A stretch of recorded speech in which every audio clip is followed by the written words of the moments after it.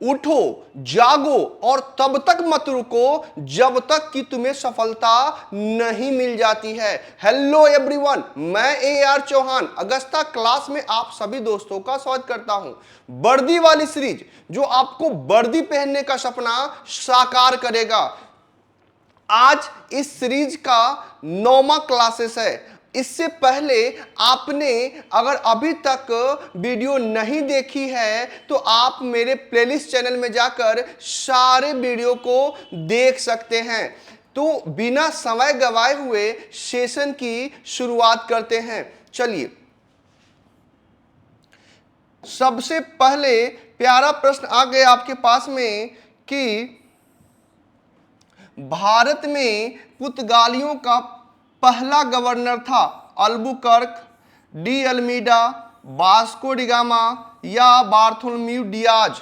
तो हम आपको पहले बता चुके हैं, ये जो सीरीज है ना वो TDR कॉन्सेप्ट को फॉलो करता है। तो जो भी नए दोस्त इस वीडियो को देख रहे होंगे, मैं उन्हें बताना चाहता हूं कि इस सीरीज में आप T4 टेस्ट देंगे, यानी कि क्वेश्चन देखने के बाद आप खुद टेस्ट देंगे, साथ में डिस्कशन होगा और फिर क्या होगा, रिवीजन होगा। तो आप लोग पहले क्वेश्चन का आंसर मिलान करेंगे, है ना।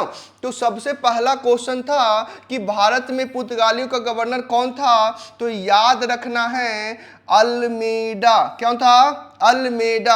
अब आपको याद रखना है कि भारत में सबसे पहले आने वाले यूरोपीय कंपनी कौन थे, तो याद रखना है पुर्तगाल, है ना। पुर्तगाल जो था सबसे पहले आने वाले थे। और ये कब आगमन आए रे बाबू? 1498 ईस्वी को, है ना।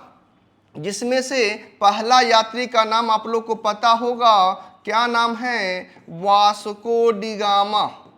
वास्को डिगामा ये पहला पुर्तगाली यात्री था जो भारत के केरल राज्य में, है ना, कालीकट तट पर पहुंचा था। और यहाँ के जो राजा थे ना बाबू, उसका उपाधि जमोरिन था। क्या था? जमोरिन था। और यहाँ से वास्को डिगामा काली मिर्च, है ना, काली मिर्च, गरम मसाले, है ना, और कुछ जड़ी बूटियां लेके गए, जिसे पुर्तगाल के बाजार में ना 60 गुना फायदा हुआ। कितना गुना फायदा हुआ? 60 गुना फायदा हुआ। अब आपसे यहां पूछेगा कि यही प्रश्न रहेगा और पूछेगा कि पुर्तगालियों का वास्तविक संस्थापक कौन है रे बाबू, तो क्या बोलिएगा? पुर्तगालियों का वास्तविक संस्थापक कौन है, तो याद रखिएगा अल्बुकर्क। क्या हो जाएगा? अल्बुकर्क। ठीक है, चलिए आगे बढ़ते हैं। बंगाल के विभाजन को रद्द किया गया लॉर्ड चैम्सफोर्ड द्वारा, लॉर्ड हार्डिंग द्वारा, लॉर्ड कर्जन द्वारा या लॉर्ड मिंटो के द्वारा। आप लोग के दिमाग में ये प्रश्न तो छप ही गया होगा, है ना। पहले इसका आंसर को मिलान कर लेते हैं। तो इसका आंसर क्या होगा? लॉर्ड हार्डिंग द्वारा। और हम आपको बार बार बताते हैं, याद रखिएगा 20 जुलाई, याद रखना है डेट, ये 20 जुलाई 1905 लॉर्ड कर्जन के द्वारा। किसके द्वारा? लॉर्ड कर्जन के द्वारा बंगाल का विभाजन किया गया। बंगाल का क्या किया गया? विभाजन की घोषणा हुआ। क्या हुआ?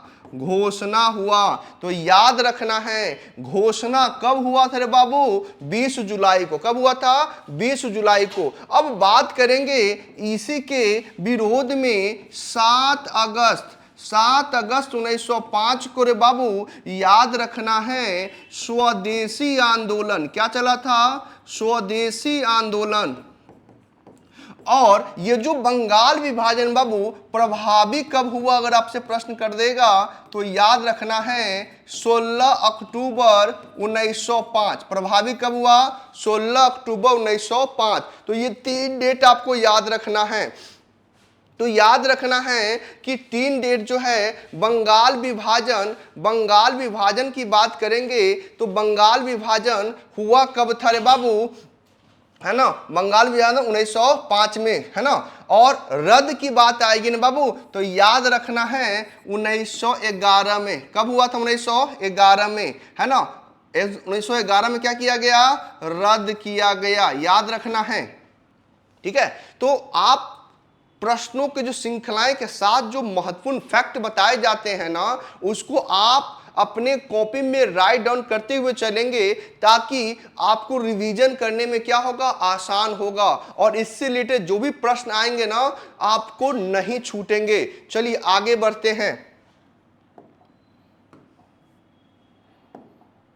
किस ब्रिटिश गवर्नर जनरल ने देश में सती प्रथा का उन्मूलन की थी? Lord Hastings, Lord Wellesley, Lord William Bentinck या सर चार्ल्स मेडकॉफ? तो हम आपको पहले बताते हैं कि आंसर की मिलान कर ले। तो सबसे पहले इसका आंसर क्या होगा? ये जो क्या है? सती प्रथा, है ना, इसको कौन किया था बाबू? Lord William Bentinck. कौन किया था? लॉर्ड विलियम बेंटिंग, है ना।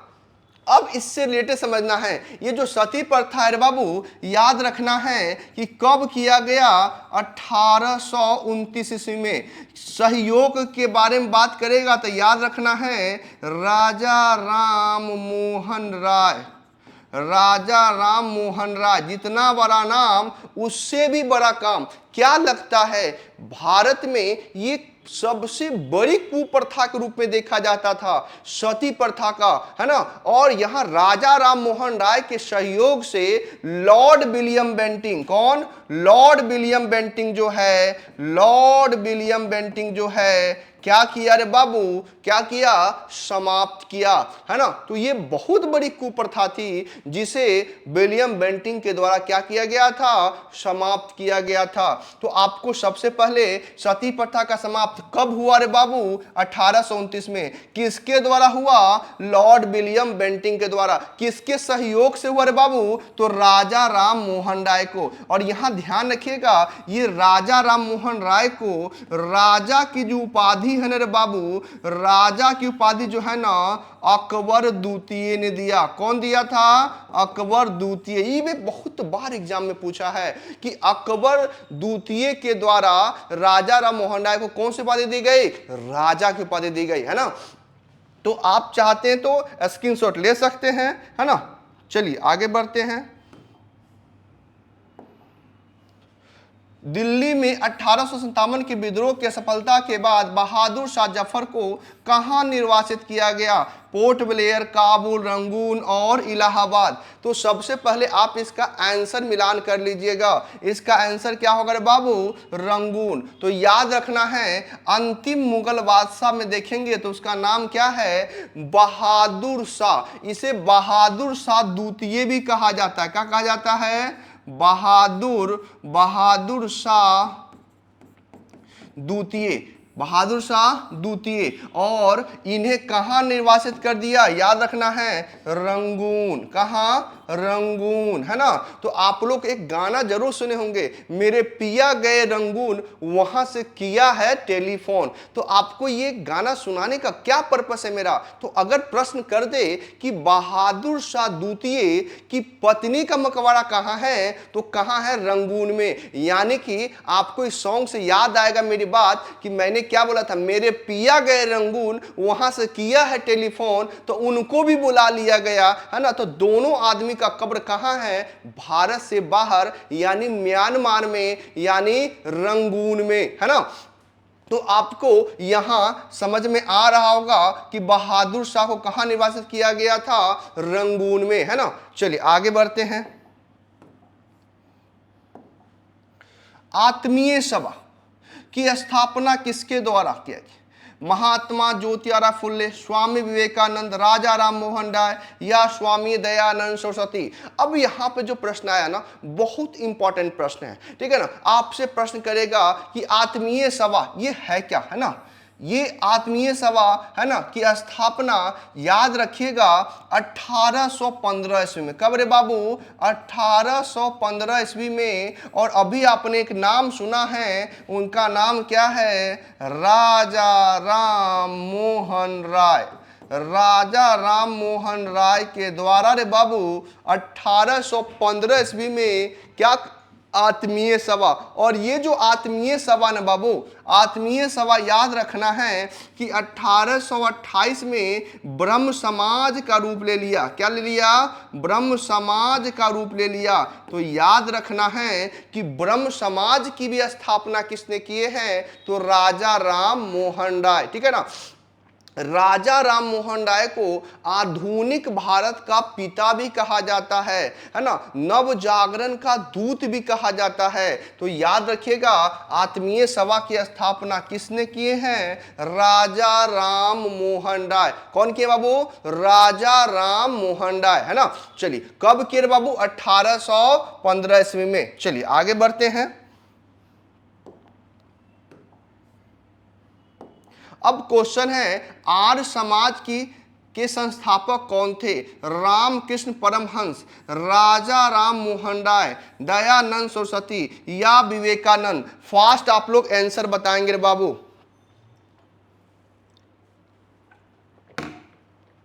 फास्ट।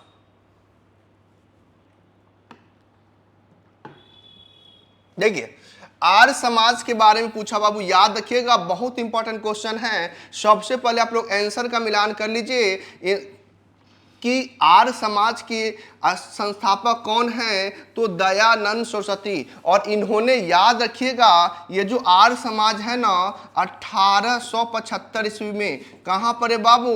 मुंबई में। कहाँ पर? मुंबई में इसकी स्थापना किए। किसकी स्थापना किए? आर्य समाज का। याद रखना है, वेदों की ओर लौटो, इतनी बार प्रश्न पूछा है हम बता नहीं सकते। वेदों की ओर लौटो, वेदों की ओर लौटो, वेदों की ओर लौटो का नारा कौन दिया है? तो याद रखिएगा, दयानंद सरस्वती। कौन दिए हैं? दयानंद सरस्वती। तो आर्य समाज के संस्थापक कौन थे बाबू? दयानंद सरस्वती। कब किए? 1875। कहाँ किए बाबू? मुंबई में। वेदों की ओर लौटो का नारा कौन दिया है? तो दयानंद सरस्वती। अब यहां ध्यान रखिएगा, पहली बार स्वराज शब्द का प्रयोग, याद रखना है, बहुत ही इंपॉर्टेंट है। पहली बार स्वराज शब्द का प्रयोग कौन किए हैं बाबू? तो याद रखना है, दयानंद सरस्वती। कौन किए हैं? दयानंद सरस्वती। तो एक प्रश्न से ना आप इतने रिलेट करते रहिए, जब भी आप समान अध्ययन की बात करेंगे ना। अभी तक आपने कॉन्सेप्ट को पढ़ रखा तो बहुत अच्छी बात है। पढ़ने के बाद आपको हर क्वेश्चन को क्या करना है? लिंक करने का कोशिश काम करना है। क्योंकि याद रखिएगा कि अगर बंसी से अगर गलती से मछली मारे ना तो मछली भाग सकता है, लेकिन जाल में अगर मछली मारे ना, यानी कि जाल से अगर मछली मारने की कोशिश किए तो मछली नहीं भागेगा। तो लिंक करने का प्रयास करेंगे, है ना। चलिए आगे बढ़ते हैं। निम्नलिखित में से किसने सांप्रदायिक पंचायत की घोषणा की? Richard Attlee, Keir Starmer, Ramsay MacDonald और मैट हॉग। पहले इसका मिलान कर लीजिए आंसर को, क्या होगा? Ramsay MacDonald. याद रखना है कि भारत में ना अंग्रेज का नीति ही रहा था, बांटो और राज करो। तो सबसे पहले 1909 में मार्ले मिंटो सुधार के तहत क्या किया गया कि भारत में मुसलमानों के लिए पृथक निर्वाचन प्रणाली ला दी गई। तो पृथक निर्वाचन प्रणाली लाने से क्या हुआ कि हिंदू और मुस्लिम ये अलग अलग क्या हो गया? निर्वाचन बना दिया गया। तो ये यहीं से शुरुआत हो गई। अब आगे चलकर ना ये रैमजे मैकडोनाल्ड ने क्या किया कि हिंदू धर्म में भी अगर देखेंगे ना तो उसमें जो दलित समाज थे उनके लिए भी पृथक निर्वाचन की बात कर दी गई। और ये घोषणा करने वाले कौन थे? Ramsay MacDonald. और इसी कारण से महात्मा गांधी यवर्दा, पूना के वर्धा जेल में आमरण अनशन पर बैठ गए। 24 सितंबर को 1932 को जो है उन्होंने आमरण अनशन तोड़ा और 26 सितंबर 1932 को याद रखिएगा पूना पैक्ट होता है महात्मा गांधी और भीमराव अंबेडकर के बीच में, जिसमें दलित वर्गों के लिए जो अलग से पृथक निर्वाचन प्रणाली की बात कही गई थी उसे क्या कर दिया गया? समाप्त कर दिया गया। तो यहां से आपको प्रश्न का आंसर मिल गया होगा। सांप्रदायिक पंचायत की घोषणा के बाबू कौन किए थे? Ramsay MacDonald. चलिए आगे बढ़ते हैं। 1931 में इंडियन नेशनल कांग्रेस का अधिवेशन कहाँ हुआ बाबू? पटना में, लाहौर में, दिल्ली में या कराची में? तो सबसे इंपॉर्टेंट क्वेश्चन याद रखिएगा, कांग्रेस का जो अधिवेशन में इंपॉर्टेंट क्वेश्चन याद रखिएगा, ये जो अधिवेशन कहाँ हुआ बाबू? तो पहले आंसर मिला लीजिए कराची में। कहाँ हुआ है? कराची में। और याद रखना क्या है इसमें, याद इसमें रखिएगा बाबू कि इसकी अध्यक्षता कौन किए थे? तो सरदार पटेल, है ना, सरदार पटेल, है ना, सरदार पटेल, यानी सरदार वल्लभ भाई पटेल ने क्या किए थे? इस अधिवेशन की अध्यक्षता किए थे। और इसी अधिवेशन में याद रखिएगा जो फंडामेंटल राइट्स है यानी मूल अधिकार है, मूल अधिकार का प्रस्ताव जो है सरदार वल्लभ भाई पटेल के द्वारा क्या किया गया था? पहली बार कांग्रेस के कराची अधिवेशन में क्या किया गया था? पेश किया गया था। तो याद रखना है कि इसी अधिवेशन में बात करेंगे कि फंडामेंटल राइट्स को क्या किया गया था? पहली बार क्या किया गया था? पेश किया गया था, है ना। तो यहां से आपको आंसर मिल गया होगा कौन सा? कराची। याद रखना है बिहार में याद रखिएगा बांकीपुर में पहली बार जो है बाबू, याद रखिएगा बिहार में पहली बार बांकीपुर में कांग्रेस का अधिवेशन हुआ है ना। तो चलिए आगे बढ़ते हैं। भारतीय स्वतंत्रता का तिरंगा ध्वज पहली बार फहराया गया रावी नदी के तट पर 31 दिसंबर 1929 की मध्यरात्रि लाल किले, है ना। 26 जनवरी से संपूर्ण देश में रावी नदी के तट पर 26 जनवरी 1929 को मध्यरात्रि में। अगर आप लोग मेरा क्लास कंटिन्यू अगर देख रहे होंगे ना, तो हम आपको बार बार आपको समझाए हैं कि प्रश्न पूछा जाता है और देखिए पूछ भी दिया गया है प्रश्न। तो आप देखिएगा हमने बताया कि जवाहरलाल नेहरू रात के 12 बजे रावी नदी के तट पर जो है ना 31 दिसंबर 1929 को, है ना, झंडा पहली बार फहराया था। तो इसका आंसर क्या होगा बाबू? यहां पर तो पूरा का पूरा किले लिख दिया है रावी नदी के तट पर। कब रे बाबू? 31 दिसंबर। क्या मध्यरात्रि का मतलब क्या होगा? पूरा। और तिरंगा जो है फहराए, और कौन फहराए बाबू? तो याद रखना है जवाहरलाल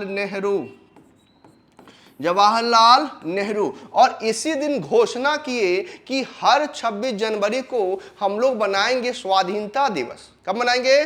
26 जनवरी को। और पहली बार 26 जनवरी 1930 को पहली बार क्या मनाया गया? स्वाधीनता या स्वतंत्रता दिवस, है ना।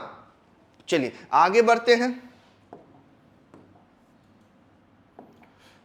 स्वराज मेरा जन्मसिद्ध अधिकार है और मैं इसे लेकर रहूंगा, यह कथन किसका है? लाला लाजपत राय, लोकमान्य बाल गंगाधर तिलक, महात्मा गांधी, सरदार वल्लभ भाई पटेल।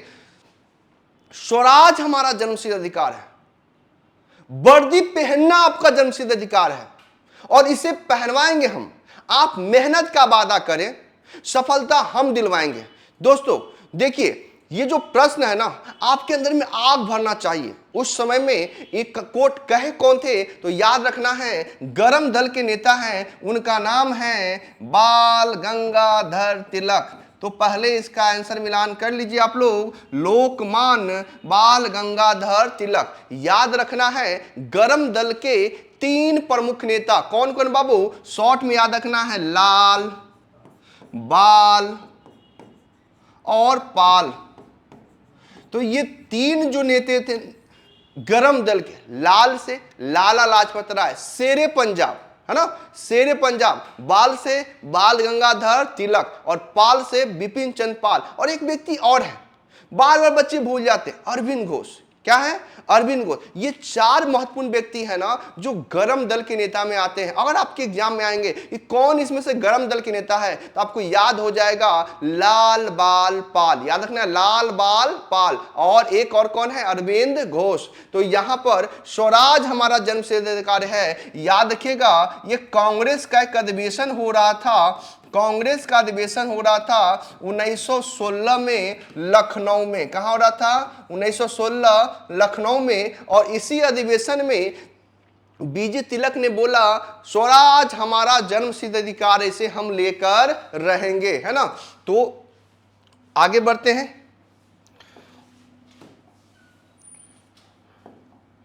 हीराकुंड बांध किस नदी पर निर्मित है? महानदी, गोदावरी, कावेरी या पेरियार? तो याद रखिएगा सबसे पहले हीराकुंड जो बांध है किस नदी पर है, तो आप लोग पहले आंसर के मिलान कर लें, क्या है? महानदी पर। तो सबसे पहले याद रखना है ये जो हीराकुंड बांध है ना, ये हीराकुंड बांध है ना, भारत का सबसे लंबा बांध है। इसकी लंबाई रे बाबू कितना है? 4801 मीटर। और ये किस नदी पर है रे बाबू? तो याद रखना है महानदी पर। और राज्य कौन सा है रे बाबू? तो याद रखना है ओडिशा। कौन सा राज्य है? ओडिशा। तो हीराकुंड बांध जो है भारत का सबसे लंबा बांध है। कितना लंबाई है बाबू? 4800। मुख्य बांध की लंबाई अगर देखेंगे तो 4801 मीटर है ना, यानी कि अगर लगभग देखेंगे तो 5 किलोमीटर है ना, इतना लंबा बांध है। और नदी कौन सा बाबू? नदी में भी नदी महानदी। और किस राज्य में है बाबू? ओडिशा में। और ओडिशा के वर्तमान में सीएम कौन है? याद रखना है नवीन पटनायक, जो लगातार लंबे समय तक रहने का रिकॉर्ड बनाए हैं। कौन? नवीन पटनायक। और इनका पार्टी का नाम क्या है? बीजू जनता दल पार्टी। याद रखना है। तो हीराकुंड बांध किस नदी पर बाबू? तो याद रखना है महानदी पर। चलिए आगे बढ़ते हैं। भारतीय संविधान के अनुसार दल बदल के आधार पर रहता उल्लेख है 9वीं अनुसूची, 10वीं अनुसूची, 8वीं अनुसूची या 5वीं अनुसूची? तो आपको पहले आंसर इसका मिलान कर लीजिए। दल बदल किस अनुसूची में है? तो 10वीं अनुसूची में है। और बार बार आपको हम कहेंगे कैसे याद रहेगा गुरुजी दल बदल 10वीं में? तो आप लोगों ने अपने लाइफ में अगर कभी ना कभी गाना सुना होगा कि 10 बहाने करके ले गया दिल, है ना? तो 10 से 10 और 10 से दल, है ना, 10 से 10 और 10 से दल बदल। तो यहां पर आपको याद हो गया होगा कि कैमी शेड्यूल में चर्चा मिलता है 10वीं शेड्यूल में। और याद रखिएगा इसको जोड़ा गया है। कब जोड़ा गया बाबू? तो याद रखना है 52वां संविधान संशोधन, 52वां संविधान संशोधन 1985 में। सरकार किसकी थी रे बाबू? राजीव गांधी। यानी कि इस समय में देश के प्रधानमंत्री कौन थे? राजीव गांधी, है ना। कहा जाता है ना हरियाणा के विधायक का नाम ही रख दिया गया था आया राम और गया राम। एक ही दिन में 3-4 पार्टियां बदल ली, है ना। और इसी के लिए राजीव गांधी ने संविधान में कर दिया रखा एक संशोधन। और वो संशोधन 52वां कब किए? 1985 में। और ये 10वीं सूची जोड़ा गया, सूची जोड़ा गया दल बदल। तो 10 से 10 और 10 से दल बदल। अब बात करेंगे 9वीं अनुसूची में क्या है गुरुजी? तो याद रखिएगा भूमि सुधार। क्या रखिएगा? भूमि सुधार। और ये प्रथम संविधान संशोधन 1951 में क्या किया गया? जोड़ा गया। 8वीं अनुसूची में क्या है गुरुजी? तो याद रखिएगा भाषा। क्या है? भाषा। और 5वीं में क्या है? तो याद रखिएगा SC ST के प्रशासन से संबंधित। तो यानी कि आप प्रश्नों के साथ साथ हर ऑप्शन का भी एनालाइज कर रहे हैं, जिससे एग्जामिनेशन में इससे रिलेटेड प्रश्न आए तो आपका प्रश्न छूट ना पाए, है ना। चलिए आगे बढ़ते हैं। नागरिकता संबंधी उपवन संविधान के किस भाग में है? भाग 1, 2, 3 और 4। तो याद रखने का सबसे बेस्ट कॉन्सेप्ट याद रखिएगा कि हमारा सबसे पहले क्या बना? स्टेट बना, है ना, एंड इंस्टीट्यूटी। तो याद रखना है राज्य एवं उसके केंद्र शासित प्रदेश। तो भाग 1 में क्या है? संघ एवं उसके राज्य क्षेत्र। और यहां रहने वाले को क्या दिया गया? नागरिकता। और उसके विकास के लिए 2 प्रकार के अधिकार दिए गए। एक अधिकार था फंडामेंटल राइट्स और दूसरे अधिकार को DPSP जो राज्यों पर छोड़ दिया गया। यानी याद रखने का तरीका मैंने बताया कि भाग 1, तो यहां पर नागरिकता का पहले आंसर मिलान कीजिए कितना है? भाग 2 में। तो याद रखना है भाग 1 संघ एवं उसके राज्य क्षेत्र, 2 नागरिकता, क्या 2? नागरिकता 2, 3 मूल अधिकार, 4 राज्य के नीति तत्व, 4 के क मौलिक कर्तव्य, 5 संघ, 6 राज्य, 7 निरस्त, 8 केंद्र शासित प्रदेश, 9 ग्राम पंचायत, 9 के क नगर पालिका, 9 के ख सहकारी समिति, 10 SC ST। यानी कि ना हर आप डेली अगर रेगुलर वीडियो देखते रहेंगे ना तो हर आपको पार्ट बाय पार्ट क्या होगा, आपको याद होते जाएगा। तो यहां पर प्रश्न का आंसर क्या होगा, भाग 2, है ना। चलिए आगे बढ़ते हैं। भारतीय संविधान के किस अनुच्छेद में चुनाव आयोग का प्रावधान है? 324, 328, 322 या 325? बाबू हाल के एग्जाम में ना ये प्रश्न आ भी गया है। अभी इलेक्शन कमीशन की बात करेंगे तो इलेक्शन कमीशन किस भाग में चर्चा मिलता है? 15 और आर्टिकल नंबर की बात किया गया है, तो याद रखना है आर्टिकल कितना है बाबू, 324। कितना है? 324। तो याद रखना है कि राष्ट्रपति, उपराष्ट्रपति, है ना, लोकसभा, है ना, विधानसभा, है ना, ये सब चुनाव करवाने का कार्य कौन करता है बाबू? तो निर्वाचन आयोग, है ना। कौन करता है? निर्वाचन आयोग। अब निर्वाचन आयोग तो आर्टिकल कितना है बाबू? 324। और पार्ट की बात करेंगे तो भाग कितना रे बाबू, बता दिए, भाग 15, है ना। चलिए आगे बढ़ते हैं। शिक्षा और वन संविधान के किस सूची के अंतर्गत आते हैं? समवर्ती राज्य, समवर्ती संघ और समवर्ती संघ, है ना। शिक्षा और वन, शिक्षा और वन। तो यहां पर याद रखना है, इससे कोट हमेशा याद रखिएगा, शिक्षा वो शेरनी का दूध है जो जितना पिएगा उतना दहाड़ेगा। तो ये जो लाइन आपको याद रखिएगा कि राज्य और केंद्र लड़ाई एक साथ ना करे, इसके लिए पहले ही क्या रखा है, बंटवारा कर रखा है विषयों का। यानी कि केंद्र की सूची के विषय पर सरकार कौन बनाएगा? केंद्र सरकार। राज्य सूची के विषय पर कौन बनाएगा? राज्य सरकार। और समवर्ती सूची पर कौन बनाएगा? केंद्र और राज्य दोनों बनाएगा। अब यहां पर बच्चे फंस जाते हैं कि समवर्ती सूची पे कौन कौन बनाएगा? तो केंद्र और राज्य। तो ये जो सूची है ना बाबू, याद रखना है, ये जो सूची है ना, हमने बताया कि पहले सूची किस अनुसूची में चर्चा मिलता है रे बाबू? तो याद रखिएगा 7वां में। तो हमने बताया कि पहला क्या बताए कि केंद्र सूची, उसके बाद राज्य सूची, और फिर क्या, समवर्ती सूची। क्या? तो केंद्र में जो विषय होंगे उस पर कौन बनाएगा? केंद्र सरकार। राज्य पर कौन बनाएगा? राज्य सरकार। और दोनों मिलाकर कौन बनाएंगे? तो समवर्ती पे, है ना। यानी कि केंद्र भी कानून बना सकते हैं और राज्य भी कानून बना सकते हैं। तो ये जो शिक्षा और वन है ना, इसमें क्या हो जाएगा? समवर्ती सूची। कौन सा हो जाएगा? समवर्ती सूची, है ना। तो इसी तरह लगातार क्लासेस से जुड़े रहे, है ना। और आपने अभी तक कितना प्रश्न सही किए तो कमेंट बॉक्स में पिन करना ना भूले। एक बात याद रखेंगे, इंसान किसी को धोखा नहीं देता है, वो खुद स्वयं धोखा खाता है। अगर आपने 10 प्रश्नों को सही किया, 5 प्रश्नों को सही किया, उतना ही दे जितना आपने सही कर रखा है ना।